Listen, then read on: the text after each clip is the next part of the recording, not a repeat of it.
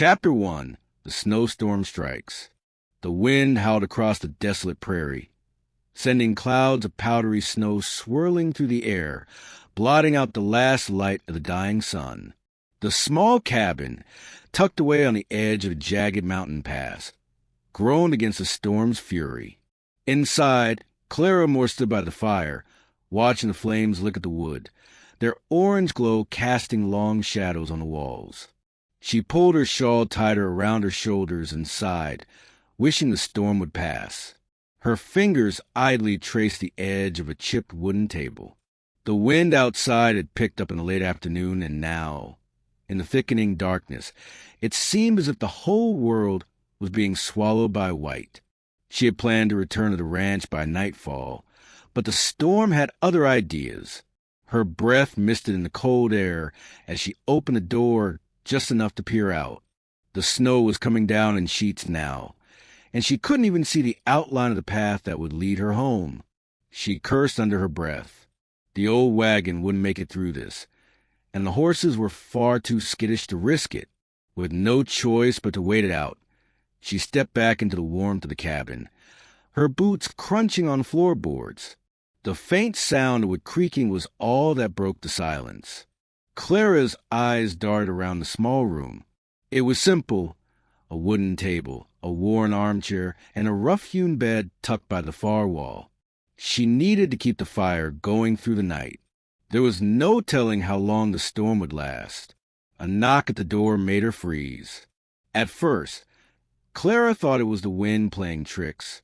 But then, a second knock, louder this time, followed by a voice. "Ma'am, it's me. I need shelter for the night." Her heart skipped a beat. She hadn't been expecting anyone. She had hoped to remain alone in the quiet warmth of the cabin until the morning, when the storm passed and she could leave. She opened the door cautiously, and there, standing in the doorway, was a man, tall, broad-shouldered, and covered in snow, with a rugged face that looked carved by the mountains themselves. His eyes were dark and piercing, his face lined with the hard years of a man who had lived through more than his share of storms. The moment their eyes met, Clara felt a strange shiver run down her spine, though the warmth of the fire should have been enough to chase away the cold. "I don't know where else to go, ma'am," he said, his voice rough like gravel. "I've been riding through the storm, looking for a place to wait out. The night caught me by surprise." Clara hesitated, then stepped aside. "You'd better come in, then. It's not safe out there." The man gave a slight nod and stepped inside, brushing the snow from his coat. The warmth of the cabin hit him like a wave, but he didn't look relieved. Instead, he removed his coat and hung it by the fire, his movements deliberate and measured. He didn't seem to be in a hurry to speak, but Clara felt the weight of his silence settle around him like a heavy blanket. "You're far from town," Clara said, breaking the quiet. "What's a man like you doing out here?" He met her gaze again, and for a moment the air seemed to thicken with unspoken words. "Just passing through," he said quietly. "The mountains have a way of drawing a man back to them." The tension in his voice lingered, and Clara felt something stir inside her, an inexplicable pull. She couldn't put her finger on it, but something about this man seemed familiar, as if she had known him her whole life. And yet, the rough edges of his personality made her wary. "I'm Clara," she said, trying to break the silence. "Clara Moore." His lips twitched slightly. "Jake," he replied, his tone low. Jake. She tested the name in her mind, though it meant nothing to her. She didn't expect it to. After all, he was just another stranger seeking shelter from the storm. Yet, as the wind howled outside, something deep inside Clara's chest stirred. She turned away, pretending to focus on the fire, though her heart had already begun to race. There was something about this man, something in his eyes, in the way he moved, that made her feel as though perhaps she'd been waiting for him all along. The storm raged on, and Clara couldn't shake the feeling that her life had just changed. Chapter 2. Sheltered Souls. The storm didn't let up. through the long hours of the night. The wind howled outside, battering against the walls of the small cabin like an animal desperate to get in. But inside, the fire crackled and popped, its warmth spreading across the room. Clara sat by the hearth, her hands wrapped around a mug of coffee, watching the flames flicker. The man, Jake, sat across the room, staring into the fire with an intensity that seemed to match the storm's fury outside. They hadn't said much after he entered, and now, hours had passed in near silence. Clara kept glancing at him, stealing looks when she thought he wasn't paying attention. His presence filled the room, and for the first time in a long time, Clara found herself unsure what to say or do. There was a stillness about him, a quiet intensity that made the air between them heavier, like something was waiting to be spoken. Finally, it was Jake who broke the silence, his deep voice rough as gravel. "You should probably get some sleep." His eyes flickered to her, the faintest glint of concern in them. "We'll have to wait out the storm, and it won't let up any time soon." Clara's brow furrowed, a small, uncomfortable knot tightening in her stomach. She wasn't used to being told what to do, but something about the way Jake said it made her pause. "I'm fine," she replied, though her voice sounded weaker than she'd hoped. She could feel the exhaustion creeping into her bones, but she couldn't bring herself to lie down while the stranger filled the space. His silence, his watchful gaze, it felt like he was studying her, like he could see beneath her skin, beneath the layers of the quiet schoolteacher she had spent years building. Jake didn't reply at first. He shifted, moving closer to the fire. The wooden floor creaked under his boots. She could hear the slow scrape of his chair as he stretched his long limbs and rubbed at his face with a rough hand. "You look like you've been through a lot," she said suddenly, surprising herself. It was as though the words had slipped from her mouth before she could stop them. He glanced up at her then, his eyes unreadable. "That's so." His voice was low, but there was a hint of something she couldn't quite place. Defensiveness? Or maybe it was just a weariness that had settled deep in his bones. Clara nodded, trying to steady her breath. The wind outside screamed like a wounded animal, and the fire popped again, sending a fresh burst of heat toward them. "I've been around," Jake continued, his gaze shifting away from her. He reached for the whiskey bottle on the small table by the bed, uncorked it with a soft pop, and poured a small amount into a tin cup. He didn't offer any to Clara, but she didn't ask. Lost a lot of good folks along the way. Clara could sense that the words weren't meant for her ears, that he hadn't intended to say them at all. But she couldn't stop herself from leaning forward, drawn in by the raw, ragged edge of his voice. There was something about him, about his silence, that made her want to know more, to understand what had driven a man like him into the wild. "You don't have to talk about it," she said, her voice softer now, more cautious. "But I'm here if you need to." Jake's gaze flicked at her once more, and for a long, suspended moment, they locked eyes. It was as if time slowed for just a heartbeat. The tension in the air thickened, and Clara felt a tightening in her chest. She didn't understand it, couldn't explain it, but she was drawn to him, to his silence, to the storm that raged not just outside, but within him. "I reckon you're here whether I want you to be or not," Jake said, his words almost gruff, but there was a flicker of something else there, a quiet acknowledgement, maybe. Clara didn't know how to respond, so she simply nodded, biting her lower lip and staring into the fire. She wasn't sure what would come over her, but something in his eyes made her feel like she'd stumbled across a secret he wasn't ready to share.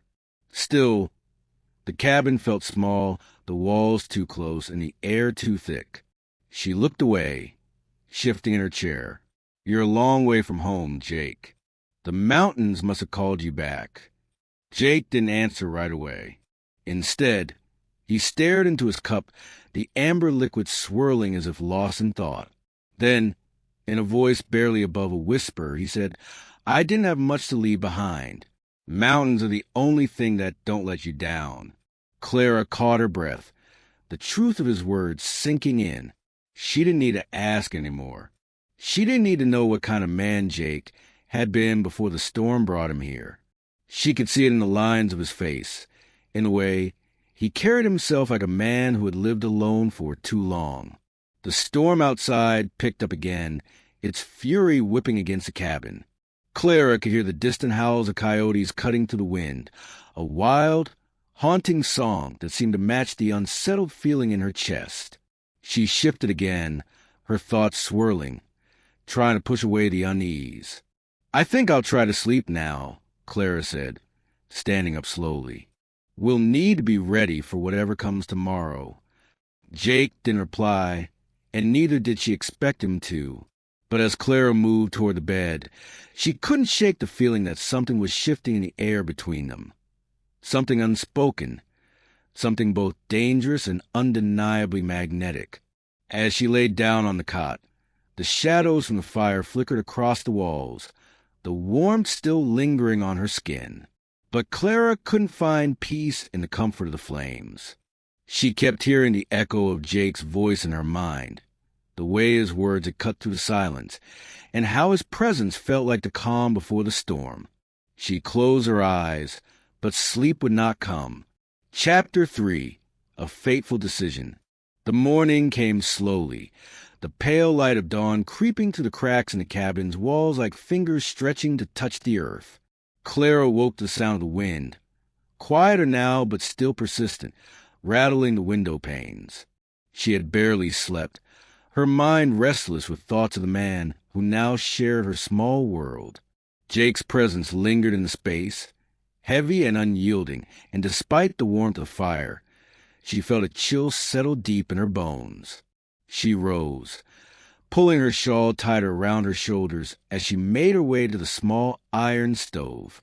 The fire had died down to a low ember, but it was enough to heat up a pot of water. Her hands trembled slightly as she prepared a pot of coffee, trying to gather her thoughts. Outside, the world was still cloaked in a blanket of white, the storm's fury now reduced to a gentle snowfall. The mountain pass remained impassable, and the wind still howled, though not as fiercely as it had the night before. Jake had been asleep on the floor by the hearth, a blanket thrown haphazardly over him. His dark hair was a mess, and his features looked even more worn in the dim light of morning.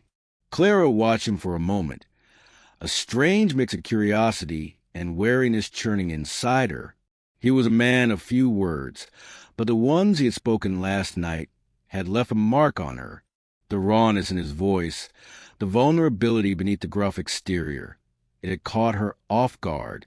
And now, as she stood there, staring at him, she couldn't shake the feeling that she was standing at the edge of something unknown. Her thoughts were interrupted when Jake stirred, his eyes blinking open slowly, and for a moment they locked eyes across the room. Clara felt her heart flutter in her chest, a strange sensation she couldn't explain. It wasn't fear, no. It was something else, something deeper, a longing she had never known. "You're up early," Jake muttered, his voice still rough with sleep. Clara nodded, not trusting herself to speak right away. She busied herself with the coffee pot, pouring it into 2 cups, the steam rising in the cold air. The silence between them was thick, but it wasn't uncomfortable. It was the kind of silence that seemed to hang in the air like an unspoken promise, and Clara could feel the weight of it settle on her shoulders. "You still planning on leaving once the storm clears?" Jake asked, his voice low, though she could hear the faintest edge of something else beneath his words. Something like hope, or maybe the fear of something being lost. Clara hesitated, her hands pausing mid-motion as she poured the coffee. The question seemed simple enough, but it cut deeper than she expected. She had come out here with the intention of returning home, to the ranch, to the life she knew. It was all she had ever known. But now, standing here in this cabin with a man whose eyes held so many secrets, she felt the pull of something else, something wild, something unknown. "I don't know," she said finally, her voice quiet, the words tasting strange on her tongue. "I thought I'd leave as soon as the storm clears, but—" She trailed off, unable to finish the thought. Jake watched her for a moment, his gaze intense, as if he was weighing her words. "But," he prompted, his brow furrowing slightly. Clara met his eyes, and this time there was no turning away. "But I'm not sure I want to go back," she whispered, almost to herself. She wasn't even sure if she had meant to say the words aloud. But there they were, hanging in the air between them, raw and unfiltered. Jake's expression softened just a little, though his eyes still held that guarded edge. He shifted his weight, sitting up, and the blanket fell from his broad shoulders. He seemed to consider her words carefully, the silence stretching between them as the storm outside raged on. "You don't have to go back," Jake said softly, almost as though he was testing the waters, his voice rough but sincere. "The mountains are the place for everyone, but they can be for you. I can't promise it's easy, but it's real. It's life. It's—" Clara's heart beat faster, but she didn't know why. The words he spoke were like a pull, drawing her toward him, and she found herself leaning forward slightly, as if his words held some kind of weight she hadn't yet understood. "I've spent my life in one place, Jake," she said, her voice trembling, though she wasn't sure if it was from the cold or something else. "I don't know how to live any other way. I can't just turn my back on everything I've known." Jake stood then, moving slowly, as if he could sense a tension that had suddenly filled the room. He crossed the small space between them in 2 strides and reached for the coffee cup she had poured for him.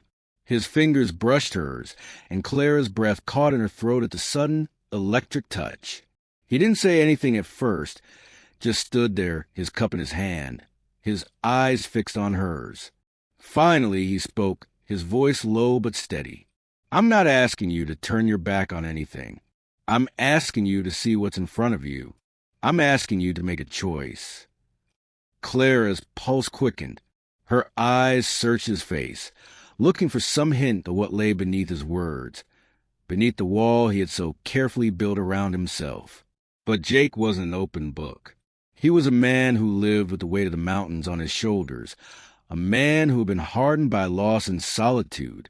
"I don't know if I'm ready for that kind of choice," Clara admitted, her voice barely a whisper.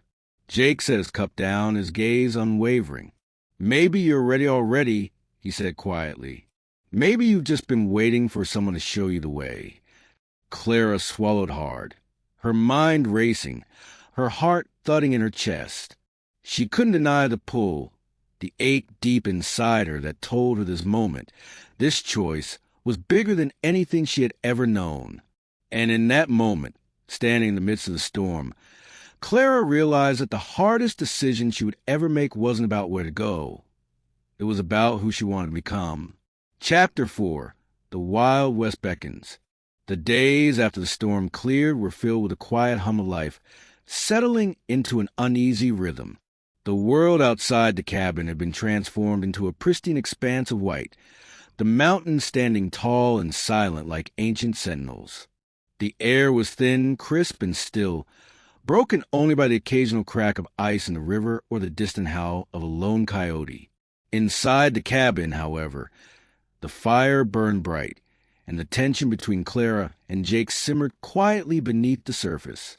Clara had never imagined that she could feel so torn, so caught between 2 worlds. On one hand, there was a familiar pull to ranch, her family, her duties, her life. And then there was Jake, the rugged mountain man who had come into her life with a force as wild and untamed as the landscape itself. Every day, as she spent more time with him, she felt her own world shift, the comfortable edges of her existence blurring into something she couldn't quite define. She found herself drawn to the way Jake moved through the cabin, quiet, purposeful, and always with an air of self-reliance that both awed and unsettled her. She had never been so close to a man like him, so close to the wild, untamed world he called home. It wasn't just the way he looked, rugged and rough, with the mountain air clinging to him like a second skin. It was the way he seemed to belong to the land, like the trees and rocks had carved themselves into his soul. She had spent her life in the small world of the ranch. But here, with him, the horizon stretched on forever. One afternoon, as Clara attended to the small vegetable garden she had started behind the cabin, Jake appeared at her side, his footsteps heavy in the snow. He had been out hunting, a rifle slung over his shoulder, his movement steady and unhurried. The wind had picked up again, a low moan that seemed to echo through the trees. Clara glanced up at him, her heart skipping a beat at the sight of his broad shoulders and the dark, weathered look in his eyes. "You're getting good at this," Jake said, nodding toward a row of vegetables she had carefully cultivated despite the harsh winter. His tone was light, almost teasing, but Clara could hear the underlying approval in his words. "Never figured a city girl like you would be able to manage a garden in the middle of nowhere." Clara smiled, wiping her hands on the apron tied around her waist. "I've had to learn quickly. You wouldn't believe how much my mother used to fuss about me not knowing how to tend to the land." Jake chuckled, his deep laugh rolling through the air like thunder. "Your mother sounds like a woman who knew what she was about." "She did," Clara said softly, the weight of her memories catching in her voice. She met his eyes, feeling an unexpected vulnerability wash over her. "But she's not here anymore. It's just me now." The silence that followed hung heavy between them, a thread of shared understanding that neither of them fully voiced. Jake shifted his weight, looking away for a moment, his gaze drifting toward the distant peaks. "I lost my family a long time ago," he said quietly. "Don't matter where I go, it's just me and the land." Clara felt the sting of his words, his isolation echoing her own. She could feel her chest tighten, the cold of the wind biting at her skin. But it wasn't the cold she felt. It was a raw, exposed feeling of being seen, truly seen, in a way she had never experienced before. "I didn't expect to find this place," Jake continued, his voice low, almost as if he were talking to himself. "But I think I've been waiting for something. For someone." Clara didn't know how to respond. She felt the weight of his gaze on her, a slow, steady pressure that made her heart beat faster. She glanced down at her hands, still gripping the trowel in her fingers, but when she looked up again, he was standing a few steps closer. There was something in the way he moved toward her, something deliberate and unhurried, like he was giving her the space to make the choice. Clara's breath caught in her throat, and for a moment, the world seemed to fall away. The distant mountains, the biting wind, the rustle of the trees, it all faded into the background, and all that was left was Jake's steady presence, his silence, and the pull of something deeper, something unspoken. "I don't know what to do anymore," she said, her voice barely a whisper, the words tasting strange on her tongue. "I've lived my whole life in one place. Everything I've known is there." Jake didn't respond right away. He simply stood there, watching her with those dark, steady eyes. Then, with a small, almost imperceptible smile, he reached out and brushed the back of his fingers against her cheek, his touch warm despite the chill of the wind. "You don't have to do anything, Clara," he said softly, his voice low and steady. "You just have to decide. The rest will follow." The touch of his fingers lingered on her skin, sending a ripple of warmth through her that defied the cold. For the first time in what felt like forever, Clara felt as if she were standing at the edge of something monumental. The choice, the decision, it wasn't about where she came from. It was about who she was becoming. With a slow, hesitant breath, Clara turned her gaze back to the distant horizon, her mind swirling with 1,000 thoughts. The land stretched on forever, the wild beauty of it both overwhelming and intoxicating. She felt the pull of it. The land, Jake, this life. And for the first time, she wasn't sure if she was ready to leave it behind. Jake stepped back, sensing the shift in her. He didn't push, didn't rush her. He simply turned and walked back toward the cabin, leaving Clara standing there alone, the weight of her decision pressing on her shoulders. Chapter 5. Under the Burning Sky. The sun sank low over the mountain range, casting the land in hues of amber and gold. The sky above was a canvas of purples and oranges, a wild symphony of color that seemed to echo the turmoil Clara felt inside. The winds had calmed in the past few days, but there was still an undercurrent of tension in the air, a simmering sense that something was coming, something she couldn't quite predict. The landscape, breathtaking in its vastness, seemed to stretch on forever, and yet Clara felt like she was standing at the edge of something far bigger than the wild land around her. Jake had been distant over the past few days. There had been no words, only actions, the steady rhythm of life in the mountains. He had gone out hunting each morning, returning with fresh game, his broad shoulders moving like the earth itself. Clara had begun to settle into the rhythm of the place, learning to navigate the land alongside him. And yet there remained a distance between them. A quiet tension, unspoken but palpable, seemed to hang in the air. As the sun began to dip lower, Clara found herself standing on the edge of the ridge that overlooked Jake's cabin. The wind had picked up again, but it didn't matter. It was a kind of wind that made the earth feel alive, and Clara welcomed the sting of it against her cheeks. She looked out over the sprawling landscape, the vast emptiness of it almost suffocating, yet oddly liberating. She heard the sound of approaching hooves before she saw him. Her heart gave a strange little skip in her chest as Jake rode up from the valley, his horse moving with the same steady grace as its rider. His silhouette against the setting sun was as striking as ever, broad-shouldered, tall, a man of the mountains. But there was something different in his eyes when he saw her, something deeper than just the quiet watchfulness she had come to expect. Jake dismounted and led his horse to the trough, his movements deliberate. Clara stayed where she was, standing at the edge of the ridge, her arms crossed over her chest as she watched him. The air between them felt thick with something that neither of them was ready to confront. After a long moment, Jake looked up at her. "You've been out here for a while," he said, his voice rough from the day's ride. "What's on your mind?" Clara hesitated, unsure of what to say. She had come to this place, to this life, expecting a quiet retreat from everything that had hurt her in the past. She had never imagined she'd be caught between two worlds, one filled with the quiet solitude of the ranch, and the other with a man who had become as much a part of the landscape as the mountains themselves. "I'm not sure anymore," she replied softly. "It's like I'm standing on the edge of something. I can't see it clearly, but I know it's there." Jake took a step toward her, the gravel crunching beneath his boots. The soft evening light made the lines of his face more pronounced, and Clara felt an unexpected shiver run through her.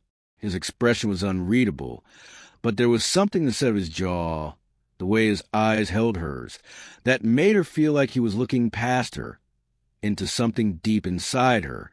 "There's no clear path," he said quietly, his voice low, almost as if he were talking to himself. "Not in these mountains. Not in this life." Clara nodded, feeling the weight of his words settle on her chest. She didn't know if she was ready for what he was offering, but it was undeniable. The pull between them had become too strong to ignore. She didn't know if she could let go of everything she had ever known, the small, predictable life she had built, to become something else, something wild and untamed. "We're not the same," Clara said, her voice trembling, though she tried to steady it. "I don't belong here. I was raised with a different kind of life in mind." Jake's gaze softened, and for a brief moment, the walls between them seemed to fall away. He took another step toward her, his hand extending, brushing against her arm, warm and steady. "You belong here if you choose to, Clara. It's not about where you come from. It's about who you want to be, who you're becoming." Clara's breath hitched in her throat, her heart pounding in her chest as she looked at him. She could see the raw truth in his eyes. He wasn't asking her to abandon her past, only to choose her future. And in that moment, Clara realized that this was not just a decision about the mountains, about the land, about the wild. This was a decision about love, about the life she could have with Jake, and whether she was willing to take the leap into something that could change everything. Before she could answer, a distant noise broke through the stillness, the unmistakable sound of hooves and voices. Clara turned toward the source of the disturbance, her heart skipping a beat. Jake followed her gaze, his eyes narrowing. "We've got company," Jake muttered, his hand instinctively reaching for the rifle slung across his back. A group of riders appeared on the horizon, their figures silhouetted against the dying light.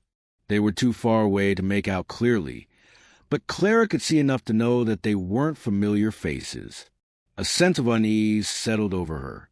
Jake's posture shifted, his body tense, and Clara could feel the change in the air, an electric charge, the kind that came right before a storm. Jake's voice was low and calm, but there was a hardness to it now. "Stay close. We don't know who they are."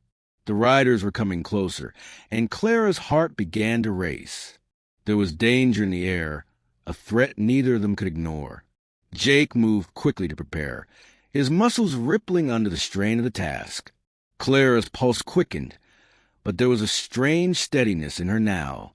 Something in her had shifted, and as the men approached, she realized that the wild, untamed world Jake had promised her was no longer something she feared. She belonged here now, in the middle of this storm. She belonged in his world, with him, and whatever came next, they would face it together. As the riders drew near, Jake turned to Clara, his eyes locking with hers. "Don't worry. I've got you." The sound of the hooves grew louder, and with it, the unknown. Clara stepped forward, her breath steady, and felt the fire of the moment rise within her. The West had called, and she was answering. Chapter 6. You Belong to Me Now. The fire crackled softly in the hearth, its golden glow casting flickering shadows on the rough-hewn walls of the cabin. The storm that had once raged so fiercely had given way to a stillness that seemed to settle over the land like a blanket. The wind no longer howled through the trees, and the night felt quieter than it had in days. Yet for Clara, the quiet was filled with an undercurrent of anticipation, a tension that had been building ever since the riders had come and gone. The day had been spent in the aftermath of their encounter. Jake had been calm, as always, moving with a quiet confidence that Clara had come to admire. After the riders left, he had spent most of the afternoon securing the cabin, checking the stock, and preparing for whatever might come next. Clara had helped as best she could, her hands moving with purpose, but there was still a lingering sense of unease. The danger had passed for now, but something had shifted in her. She had come to mountains expecting a quiet life, a retreat from the chaos of the world she had left behind. But instead, she had found herself standing on the edge of something far bigger than she had ever imagined. The raw beauty of the land, the wildness of it, called to her in a way she couldn't explain. And Jake. Jake was both the anchor in the storm, a man who had carved his life out of the unforgiving land, and had shown her a world she never knew existed. Now, as the night deepened, Clara sat by the fire, her thoughts swirling in the quiet space between them. Jake had left the room a few moments ago to tend to the horses, but she knew he would return soon. She could feel his presence even when he wasn't near.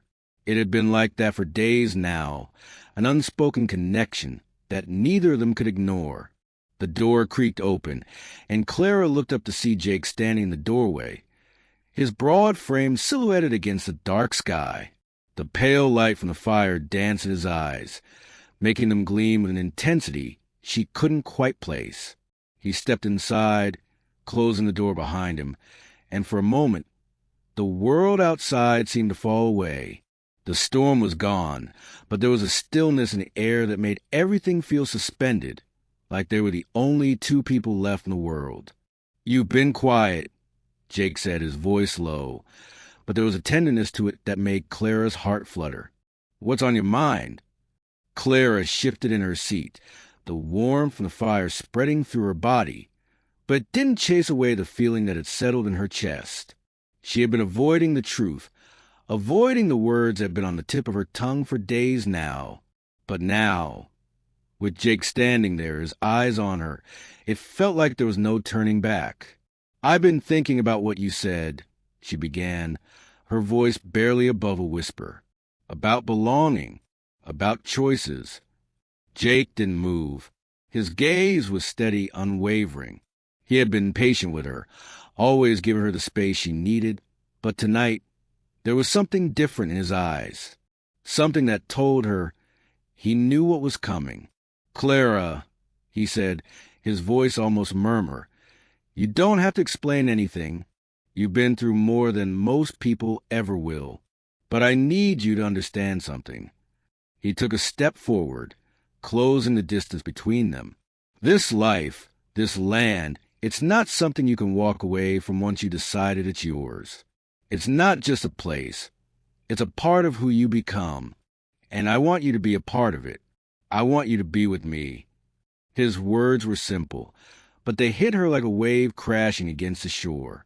Clara's heart raced, the world outside fading into the background as she focused on Jake's words, on the quiet determination in his voice. He wasn't asking her to choose him over the life she had left behind. He was asking her to choose this, the life they could have together. The fire popped again, the only sound breaking the heavy silence between them. Clara stood slowly, her legs shaky as she moved toward him. She had spent so long running from decisions, running from the unknown. But now, with Jake standing before her, everything seemed so clear. "I've been afraid," she admitted, her voice trembling slightly, but her resolve growing stronger with each passing moment. "Afraid of losing everything I know. Afraid of what it means to truly belong." Jake's hand reached out, gently brushing her cheek, his touch warm and grounding. "You're not losing anything, Clara," he said softly, his thumb grazing her skin. "You're finding something you never knew you were missing. And it's not about me. It's about us." Clara looked up at him, her breath catching in her throat as his words sank in.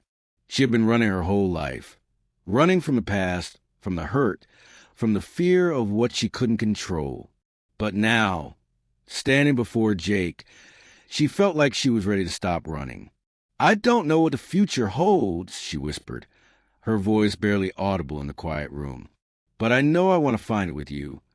Jake's eyes softened, his lips curling into a small, almost imperceptible smile. Then, with a slow, deliberate movement, he pulled her into his arms. The world seemed to fall away as he held her close, his strength wrapping around her like the land itself. "You belong to me now," Jake whispered into her hair, his voice full of something raw, something that went deeper than mere words. "And I belong to you. There's nothing else." Clara closed her eyes, her heart pounding in her chest, and in that moment, she knew that her life had changed forever. She had found her place in the world, not in the quiet corners of the ranch, but in the wild heart of the mountains, with the man who had shown her what it meant to truly belong. As the fire flickered and the wind outside quieted, Clara held on to Jake, feeling the weight of the world lift from her shoulders. The storm had passed, and in its wake, they were left standing together in the stillness, ready to face whatever came next. And in that moment, Clara knew this was where she was meant to be. The sun hung low over the horizon, painting the plains in fiery oranges and reds, casting long shadows over the distant hills. The wind carried the scent of sagebrush and dust as it whispered through the valley, the faint sound of distant saloon music drifting on the breeze. Clara stood at the edge of the porch, the cool evening air brushing against her skin, her gaze fixed on the wide-open land before her. Jake was beside her, his hand resting lightly on the reins of his horse, the same horse he had ridden that first day they met. The fire from the cabin crackled behind them, but it was the stillness of the land, the silence between them, that spoke louder than any words could. They had come so far, from the storm that brought them together to the quiet moments in the cabin, where their hearts had slowly, inevitably found one another. But there was still one thing left unsaid. Clara turned to face Jake, her heart pounding in her chest, the weight of everything they had been through pressing down on her. Jake met her gaze, his eyes steady, knowing the years of solitude, the unspoken grief, and the uncertainty, they had all led to this moment. "I'm not running anymore," Clara said softly, her voice thick with emotion. This is where I belong." Jake reached out, brushing a strand of hair from her face, his touch tender, but full of resolve. "I'll never let you go." The sound of horses' hooves echoed in the distance, a reminder of the wild world they had chosen. The setting sun bathed them in its warm glow, and Clara, for the first time in her life, knew she had found her place, here in the heart of the Wild West, with Jake by her side. "I'm home," she whispered, as the sun dipped below the horizon, casting the world in twilight.